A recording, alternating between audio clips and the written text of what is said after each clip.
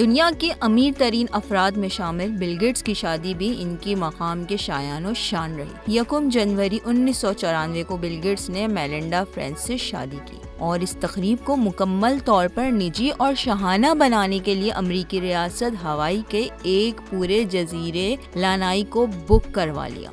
Ports के मुताबिक इस जजीरे को मखसूस करने के लिए $10 लाख से जायद रकम खर्च की गई। तकरीब में सिक्योरिटी और रज़ादारी को अव्वलियत दी गई। तमाम होटल, गोल्फ कोर्सेज और रिजॉर्ट्स को मेहमानों के लिए मखसूस कर दिया गया, जबकि आम सयाहों का दाखिला बंद था। फिजाई फोटोग्राफी रोकने के लिए जजीरे के ऊपर हेलीकॉप्टर परवाजों पर पाबंदी लगा दी गई थी। प्राइवेट जहाज, अमला और मेहमानों के आराम का मुकम्मल बंदोबस्त किया गया था। ताहम ये शादी हमेशा कायम ना रह सकी। 27 साल बाद 2021 में बिल गेट्स और मेलिंडा गेट्स ने तलाक का ऐलान कर दिया, जिस पर दुनिया भर में मीडिया की भरपूर तवज्जो मरकूज रही।